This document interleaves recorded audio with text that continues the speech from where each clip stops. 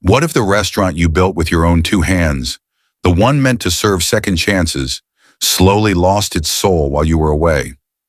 In today's powerful true-to-life story, we follow Malcolm Price, a former military chef turned community icon, as he returns undercover to the very restaurant he founded, only to find it unrecognizable. Disrespect, dishonesty, and quiet cruelty have taken root. But Malcolm doesn't explode. He listens. And what follows is a lesson in leadership, redemption, and the kind of quiet strength only life experience can teach. If you believe in stories that stir the heart and remind us of what truly matters, don't forget to like this video, share your thoughts in the comments, and subscribe to the channel. Tap the bell icon so you never miss the next story that might just speak to your soul. Now, settle in. You're about to hear a story that could change how you see leadership and legacy. He hadn't worn the uniform in years, but some instincts never faded. Malcolm Price, 52, leaned against the weathered pickup outside his modest home in Augusta, Georgia, a half-drunk cup of black coffee warming his hand. The morning was quiet. Too quiet for a man whose life once moved to the rhythm of barking drill sergeants and sizzling stovetops. He'd built a reputation as a no-nonsense military chef, someone who could whip up a Thanksgiving meal for 300 troops using only an outdoor smoker and 4 cracked skillets. But these days, the only battles he fought were in waiting rooms. His wife, Janice, had been diagnosed with stage 3 breast cancer 6 months earlier, and everything else in his world had taken a back seat, including his beloved restaurant, Price's Table. That place was his heartbeat once. Born from a food truck and built brick by brick, it had grown into a well-known chain across the state, famous for its catfish po' boys, peach cobbler, and a simple mission: feed folks like family. But when Janice got sick, Malcolm made a choice most men wouldn't. He handed over the keys to his flagship location in downtown Savannah to a young manager he'd mentored, a sharp kid named Tyler who wore designer sneakers and spoke in marketing buzzwords. Malcolm stepped back, believing the foundation he'd laid was strong enough to stand without him. Until yesterday. That envelope had no return address, just his name scrawled in messy blue ink. Inside was a single page. The words were blunt, almost too painful to read. "Mr. Price, I used to love working at your place, but it's not the same anymore. Customers who don't look rich get ignored. Folks from shelters or on food stamps are mocked. And your staff? They don't respect you or what you built. I couldn't stay quiet. Thought you should know. No signature, no clues, just truth." He read it twice, then a third time, and each word cut a little deeper. This wasn't some Yelp complaint or late-night rumor. This was personal. Someone had seen the soul of his restaurant slipping through the cracks and had cared enough to warn him. He stood still in the driveway, the Georgia sun rising slowly behind him. Janice was still asleep inside. The doctors said the new treatment would make her tired. He didn't want to wake her, but something inside him had already stirred. A quiet fire, a knot in his gut that told him what every soldier learns in the field. You don't ignore signs of a breach. You get your boots on the ground. So he finished his coffee, tossed the cup in the trash, and turned toward the garage. Inside, hanging in the corner behind the lawn tools and a stack of moving boxes, was a faded gray jacket and an old knit cap. Nothing fancy, just enough to make him invisible. Because this time, he wasn't coming back as the owner. He was walking in as a stranger. By 11:30 the next morning, Malcolm Price no longer looked like the man who once graced the cover of Georgia's Culinary Trail magazine. The clean shave was gone, replaced with 2 days of purposeful stubble. His slacks were traded for a pair of loose, faded jeans with a tear near the cuff. A dull olive jacket, too big for his frame, hung over his shoulders like it had weathered a few hard winters. The knit beanie sat low on his brow, shadowing his face, and on his feet, no polished boots or chef clogs, just an old pair of sneakers, cracked at the sole and heavy with miles. He walked the 3 blocks from where he'd parked his truck, intentionally far enough that no one would connect the dots. Every step toward his own restaurant felt like a quiet betrayal, like watching your child become a stranger. But that letter, those words, He couldn't ignore them. Mocking the poor? Ignoring customers who don't look rich? That wasn't Price's table. At least it wasn't supposed to be. The building hadn't changed much. The red bricks still bore the faint outline of the hand-painted mural his wife had helped design. Everyone deserves a seat at the table. But the warmth that used to radiate from the place, something was missing. The glass door shimmered in the sunlight as he reached for the handle. Before he could step inside, a voice stopped him. "Sir, I'm going to have to ask you not to come in today," came a young man's voice, flat and rehearsed. Malcolm turned, startled. The host, a boy who couldn't be more than 21, stood stiffly by the hostess stand just inside the entrance. His eyes darted to Malcolm's clothes, then away just as quickly. "Dress code, sir," the boy added, glancing toward a printed sign taped haphazardly to the glass. "No torn clothing, no hats, no backpacks." "I just came for a sandwich," Malcolm said gently, voice low. The host shifted uncomfortably. "We're a family-style establishment, sir. Management asks us to maintain an atmosphere." Behind the host, through the large windows, Malcolm could see the familiar booths, the warm lighting, the chalkboard menu, the same kitchen, the same layout. But something felt colder now, sterile, almost guarded. Then came the moment he didn't expect. From inside the open kitchen, a young prep cook, maybe 19, wearing a backwards cap and AirPods, peeked around the swinging door. Malcolm caught the boy's smirk just as he reached into his apron pocket, pulled out his phone, and aimed it toward the entrance. He didn't shout or confront, just silently filmed the encounter, a crooked grin tugging at his lip. From the far end of the counter, a waitress snorted. "They'll let anybody try and wander in here now, huh?" she muttered, not quite under her breath. The host turned away, pretending not to hear. Malcolm's jaw tightened. The weight of that letter felt heavier now. This wasn't a bad day. This was routine. He took a slow step back from the door, gave a faint nod, and turned to leave. No scene, no words. Just one long look through the window, at a place that still bore his name, but no longer his soul. The phone in the cook's hand dropped back into his apron. The smirk stayed. As Malcolm disappeared around the corner, his hands deep in his pockets, one thought echoed in his mind like a drumbeat. If this is how they treat a stranger, how many good people have we already lost? He didn't go home. Not yet. Because this wasn't just about bad manners or bruised pride. This was rot, and he needed to know just how deep it went. Malcolm didn't go far. After rounding the corner, he slipped into the alley behind Price's table, careful not to draw attention. Years of military kitchens had taught him where the back vents were, how voices traveled through ductwork, how a restaurant's truth was rarely spoken in the dining room, but always in the kitchen.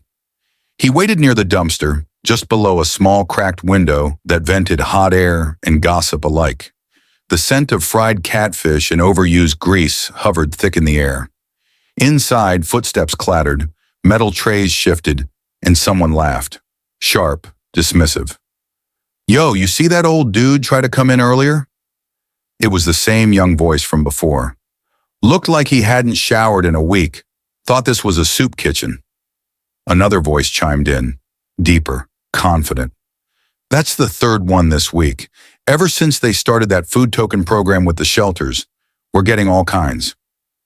Malcolm froze. The food token program had been his idea, a way to let struggling folks get hot meals with dignity, a handshake deal with local shelters, no publicity, no press. Just people helping people. Now they were mocking it. "Man, I told Tyler this wasn't going to work," the deeper voice continued. "We're running a business, not some charity buffet." The name hit Malcolm like a slap. Tyler, the young manager he had handpicked. The same kid he once bailed out of a traffic violation and mentored through culinary school.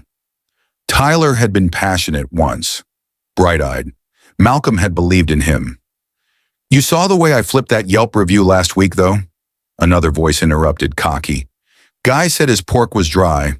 I logged in, upvoted 5 stars, flagged his post, then sent a comp code to someone else so it'd look active." Laughter followed, a burst of casual corruption.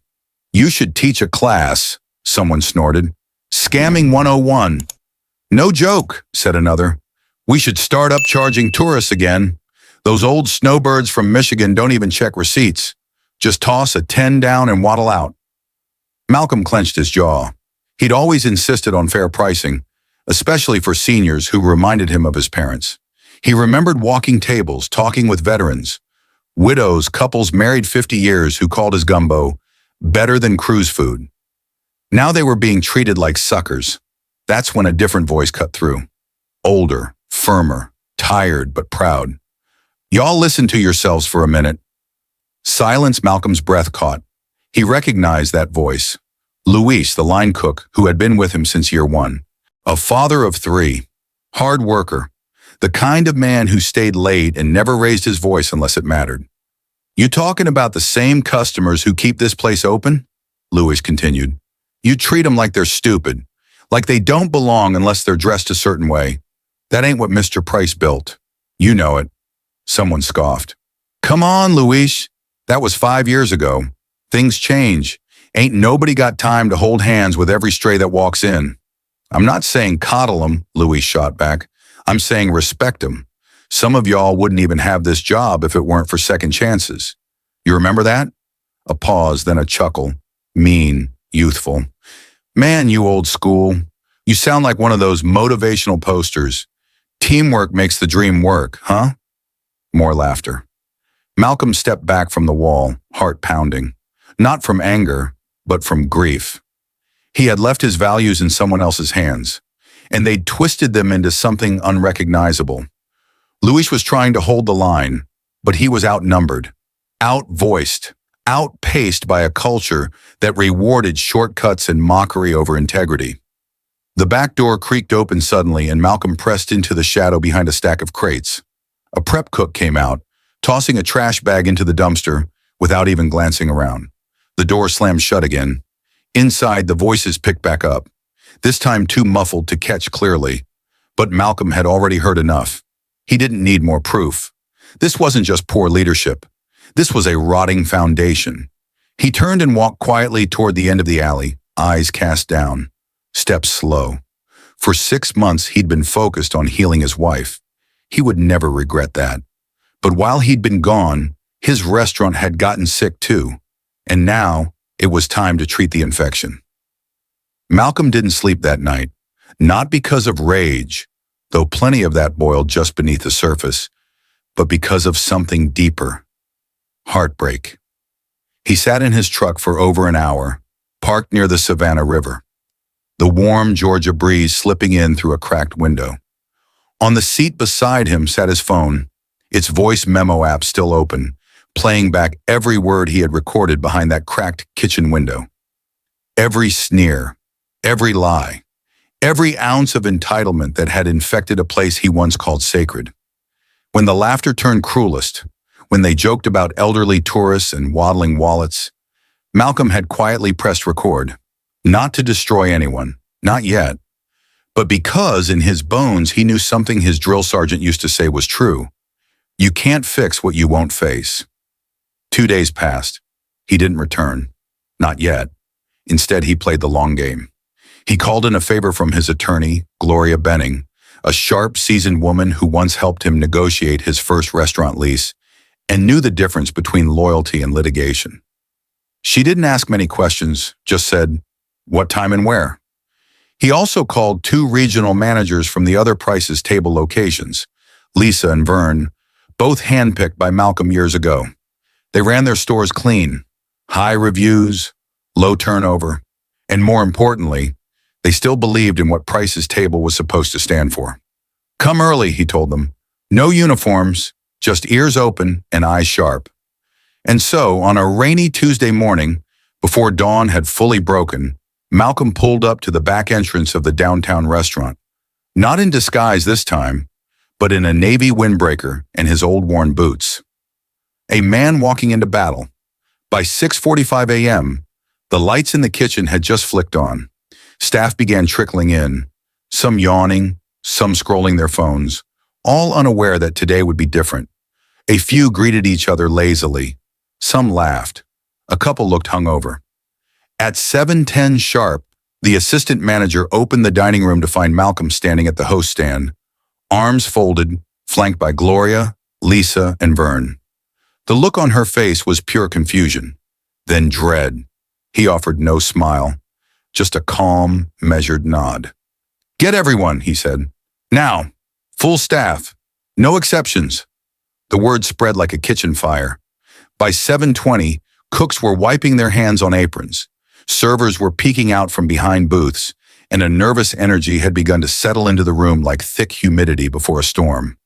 They had no idea why they'd been called, but they knew it wasn't good. Luis arrived last, his apron already tied. He paused when he saw Malcolm. Their eyes met, and something in Luis's posture changed. Shoulders straighter, chin higher, like a soldier spotting his commander after too long a silence. The staff gathered in a loose semicircle near the front booths. Phones stayed tucked away. Conversations dried up. Then Malcolm stepped forward. His voice was steady. No raised tones. No dramatic pause for effect. "Some of you may recognize me," he began. "Some of you may not. My name is Malcolm Price, and this isn't just my restaurant. It's my name above the door. My blood in the floorboards. My story behind the stove." Eyes darted. A few jaws dropped. "But that's not why I'm here today."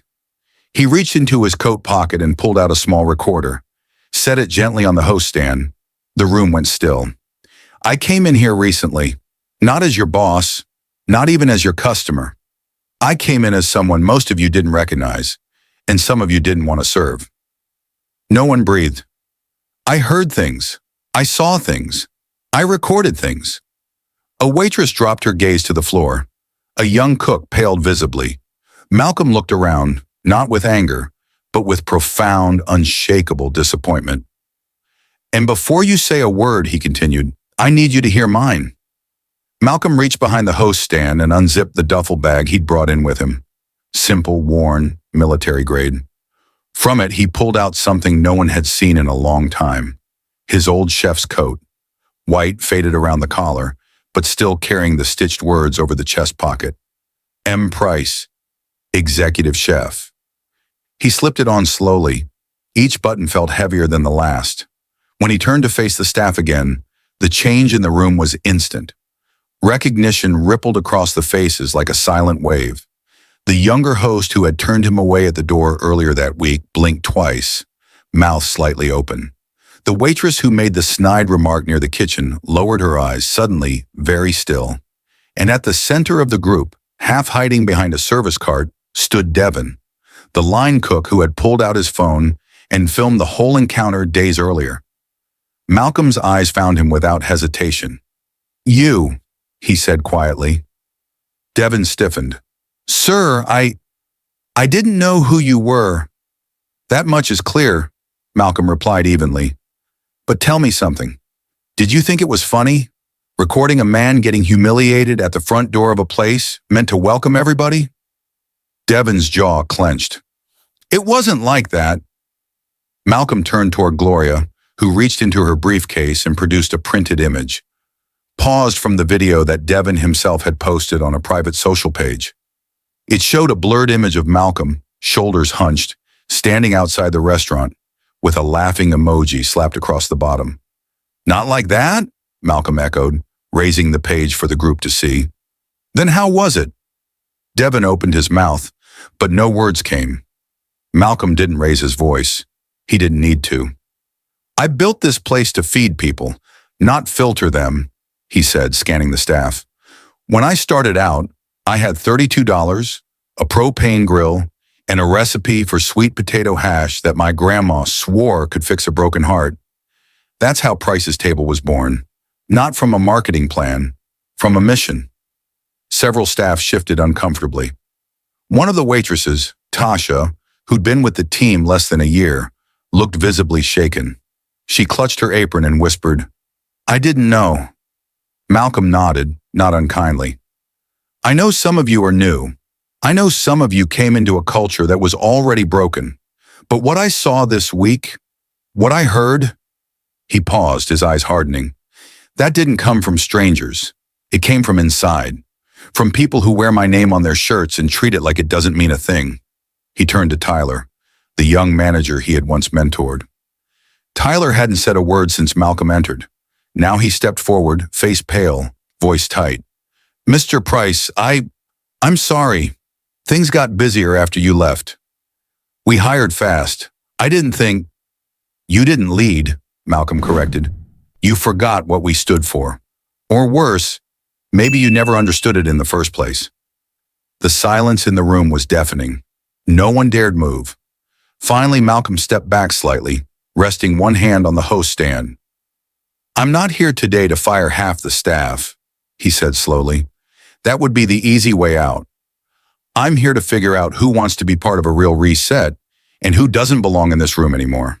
Devin lowered his eyes. Tyler swallowed hard. Others glanced at one another, the weight of truth settling heavy on their shoulders. "I'm not asking for perfection," Malcolm added, "but I am demanding purpose. And if you don't have that, there's the door." He let those words settle, then nodded toward the booths. "Sit down. We've got more to talk about."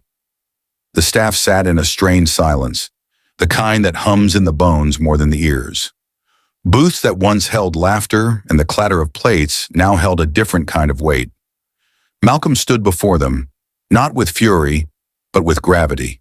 His chef's coat, still buttoned from earlier, carried the memory of thousands of meals and a mission they had clearly lost sight of. "I'm not here to humiliate anyone," he began, voice firm but not harsh. "That's already been done enough. To customers who didn't look right, to seniors who got shortchanged, to young folks just trying to get their footing. You made them feel small. Now it's time to look at the mirror instead of the door."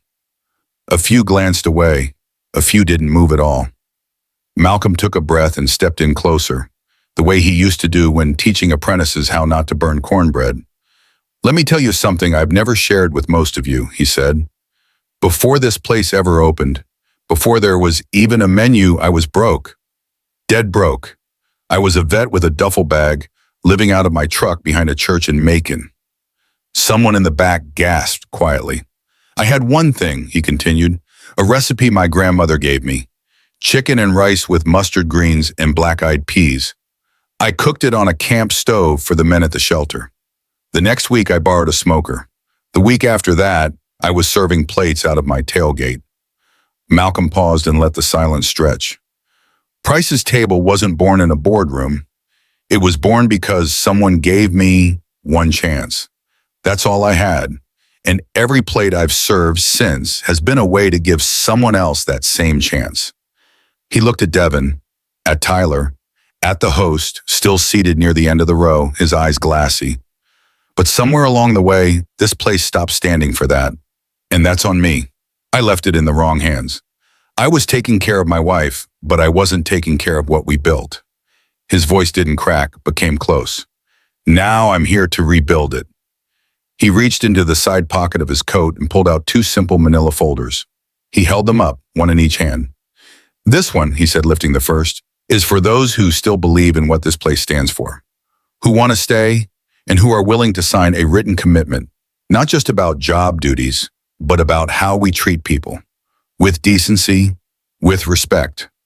No exceptions." He set it gently on the host stand. "This other one," he said, raising the second folder, "is for those who know in their hearts this just isn't for them anymore. Maybe it never was. If that's you, you can sign this and walk out today with your dignity intact. 1 month's pay, no black mark, and a neutral recommendation letter. No shame, no questions." Murmurs broke out, uncertain, anxious. Malcolm raised a hand.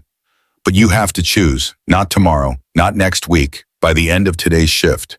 Because the soul of this place is worth too much to wait for maybes." Someone in the back whispered, "He's serious." Yes, he was, and the room knew it. "You don't have to say anything right now," Malcolm added gently. "Just think about why you're here. Is it a paycheck? Or was there a moment, even one, when this place made you feel like you mattered?" His eyes scanned the room. "If you can't bring heart into this space, you shouldn't be here. But if you can, if you want to try, then sign the first folder, tie your apron tight, and let's get back to doing what we were meant to do. He placed both folders on the counter, side by side. Then he stepped back, folding his arms, not out of defense, but to give space.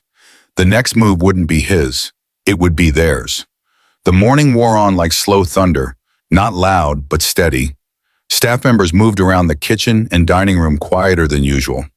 It wasn't fear that hung in the air now. It was reflection. The kind that seeps into your chest when you know you've been seen, not just for what you do, but for what you've let slide. By mid-morning, a line cook named Mia approached the front counter, eyes red-rimmed. She looked no older than 23, the kind of worker who always clocked in on time but rarely made eye contact. She stood still, hands fidgeting with the hem of her apron. "I read the paper," she said, voice barely above a whisper. "The one about staying." Malcolm turned toward her and waited. She sniffed. "I didn't know how far we'd drifted. I didn't think it mattered." He nodded slowly. "It always matters, even when it's quiet." She wiped her eyes and stepped over to the counter, picked up a pen, and signed the first folder. She wasn't the last. One by one, staff who had once turned blind eyes now stood taller, like fog was lifting. Tasha, the server who'd scoffed at an elderly couple 2 weeks ago, signed it without saying a word. Her shoulders trembled as she walked back to the dish station. No excuses, just quiet remorse. But the most surprising moment came just after 12:15 p.m., when Devin, the young line cook who had filmed Malcolm's humiliation, walked across the dining room floor. His apron was off. His hands were empty. His jaw worked like he was still chewing over what to say. He stopped in front of Malcolm, eyes cast down.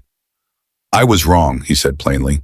"Didn't realize how far off I'd gotten. I made it about laughs and likes, and forgot what kind of place this was supposed to be." Malcolm studied him for a long moment. "And what do you want now?" he asked. Devin took a breath, then exhaled. "To leave, not because I hate it here, but because I know someone better can take this spot. I need to grow somewhere else." Malcolm gave a slow nod. "Takes guts to say that."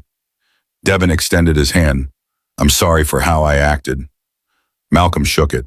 "Go find something worth doing," he said, "and don't waste it this time." As Devin left through the side door, apron folded in his arms, Luis stepped forward from the kitchen. The man had been steady all morning, checking supplies, organizing the prep line, mentoring the newer cooks without saying much. Malcolm called out, "Luis, a word?" They stood near the walk-in fridge away from the rest. Malcolm didn't say anything at first, just studied the man's weathered face, those deep-set eyes that had seen more than most. "You kept this place from falling apart," Malcolm said quietly. "You spoke up when no one else would. That tells me everything I need to know." Luis nodded, modest as ever. "I'd like you to take over as head floor supervisor," Malcolm said. "It's not just a title, it's trust." Luis blinked. "I'm no manager, Mr. Price, I just work hard." "And that's exactly why you should be leading," Malcolm replied. There was no handshake, no fanfare, just a man nodding to another man with the kind of respect that doesn't need applause. By the end of the lunch rush, the kitchen hummed with purpose. The tension hadn't vanished, but it had shifted. There was weight in the room, yes, but now it was being carried together, not dragged alone. And for the first time in a long while, Malcolm looked around the dining room and saw something he'd feared was gone for good. Pride. The next morning brought a golden hush over Savannah. The city woke slow as it always did on a Thursday, delivery trucks rumbling down cobbled streets, shop doors creaking open, and the faint clink of dishes rising from diners preparing for the breakfast crowd. At Price's table, the atmosphere had shifted noticeably. There was still work to do, plenty of it, but the crew moved with fresh intention. Eyes met eyes, smiles felt less forced, even the air smelled different, like the coffee had more purpose. Malcolm arrived just after 8, not to command, but to observe. He didn't need to say much. The tone had been set the day before. At 8:26 a.m., the bell over the door jingled softly. A thin, elderly man stepped inside, walking slowly, a cane in one hand and a well-worn Bible tucked under the other. His coat was too big for his frame, and his shoes looked like they'd walked through more winters than most folks could count.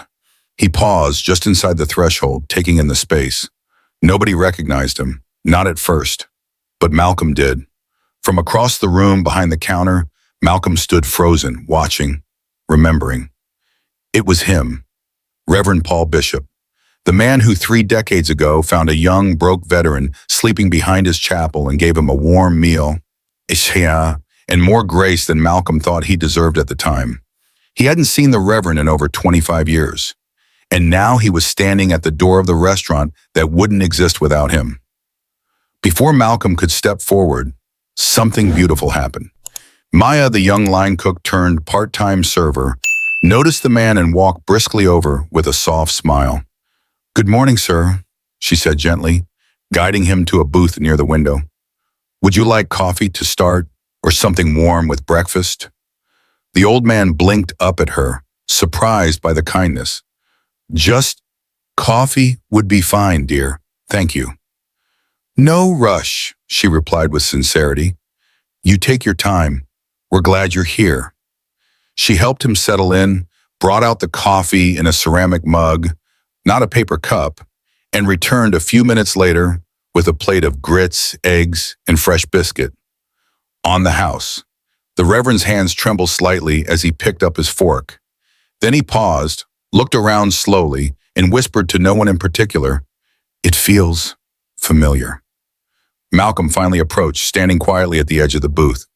Reverend Bishop looked up, squinted through his glasses, and then his eyes widened. "Malcolm Price?" he said, a little breathless. Malcolm nodded, emotion tightening his throat. "Just wanted to say thank you," he said softly. "This whole place started because someone once fed me when I didn't deserve it." The Reverend reached across the table and squeezed Malcolm's hand. "You've turned grace into something mighty, son." And for a long moment, neither of them said a word, because sometimes the quiet speaks loudest. The lunch crowd came and went like a tide, steady but gentle. No chaos, no complaints, just the sound of forks on plates, soft laughter, and the occasional thank you called out across the counter. It wasn't perfect, not yet, but it felt honest. By mid-afternoon, Malcolm found himself alone again, seated at the corner booth by the window, his favorite spot, the same one where he used to draft recipes and payroll, and where Janice would sit across from him on slow Sundays with a glass of sweet tea and a book in her lap. Now the booth held only him, and a small envelope placed gently in the center. He hadn't noticed it at first. It wasn't addressed. No name, no markings, just quietly left behind on the edge of the table by someone who understood how to say everything without having to say it aloud. Malcolm picked it up and slid a calloused finger beneath the seal. Inside was a piece of folded stationery, the kind you don't find in chain stores. Slightly yellowed, handwritten in a gentle, looping script. He read it once, then again, slower. "I've been coming here since before the parking lot was paved. I saw the chalkboard menus, the folding chairs, and the man who thanked every customer like they'd saved his life. Then something changed. The smiles became mechanical. The kindness felt rehearsed. I stopped coming. But today I came back, and I saw it again. Not in the food, though it was just as good as ever, but in the people. The way that young girl refilled my coffee without rushing. The way the cook peeked out from the kitchen just to make sure I was enjoying my meal. The way someone looked me in the eye and meant it when they said, 'Welcome back.' I don't know who Ellie was, but I think she's still here. Not in the bricks or the paint, but in the way you've taught your people to care. Thank you for bringing that back." Malcolm's throat tightened as he folded the note carefully, almost reverently. He slid it into his wallet, right next to the photo of Ellie, his grandmother, in her old church dress, with her garden hat tilted just so. He leaned back in the booth and looked out the window, where the sun spilled gold across the sidewalk, catching dust motes in the air like tiny fireflies. He tapped his fingers lightly on the table and whispered to the empty seat across from him, the one that always felt full. "We're watering the garden again, Grandma." Outside, someone held the door open for an elderly couple. Inside, the register chimed gently. A baby laughed. Luis shouted out an order, and Mia grinned from behind the counter. The soul of the place wasn't lost. It had just needed someone to show up and remind it how to grow. As the last light of afternoon faded across the sidewalk outside Price's table, Malcolm remained at the booth by the window, still holding on to that letter like it was a compass he didn't know he'd needed. For a long time he said nothing, just listened. The hush of a broom sweeping the dining floor, the faint hum of the walk-in fridge, the low murmur of voices in the kitchen, tired but not bitter, calm, present. And then it hit him. He hadn't rebuilt the restaurant. He'd simply shown up. Because sometimes that's what leadership really is. Not shouting orders, not sending memos, but showing up with your sleeves rolled up and your heart open. You don't fix a place by barking at it. You fix it by listening to the cracks. He looked around and saw it differently now. The walls hadn't changed. The chairs were still scuffed. The floors still creaked near table 3, and the neon sign outside still had one flickering tube. But the soul of the place had been reignited, not by design, but by choice. And that's the thing. It's not about what you build. It's about what survives when you're not there. Malcolm had always prided himself on being a builder, a man of grit, vision. He'd built menus, teams, systems. He'd laid out training manuals, hung family photos near the host stand, even had his grandmother's recipe framed near the kitchen door. But he'd made a mistake that many good-hearted people make. He assumed culture would hold itself together, like a well-built wall. But culture is not drywall. It's not paint. It's people. And people need reminders. They need to be seen, corrected, encouraged, and above all led, not with fear, but with presence. He'd once thought stepping back from the restaurant to take care of Janice was the responsible choice, and it was. Love demanded that, but he hadn't realized how quickly the values he planted could wither without water. Because culture, like a garden, doesn't care how good your intentions were. It cares how often you show up with a shovel. And that was the lesson, the one that would stay with him longer than any 5-star review or framed award. You don't save a place by showing up to fix it.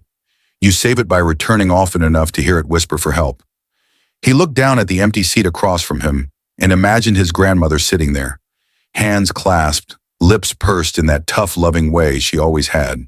She'd be proud, sure, but she'd also remind him not to wait so long next time. Because dignity, respect, compassion, they don't run on autopilot. They run on attention. And not just from the top, from everyone. As Malcolm stood and tucked the letter back into his wallet, he glanced at the counter where Luis was now coaching one of the new hires through the register system. Mia was refilling a pitcher of sweet tea, smiling easily. Even Tyler, humbled but steady, was wiping down menus with care. The restaurant hadn't been saved by grand speeches or punishments. It had been saved by a moment of truth and the willingness to act on it.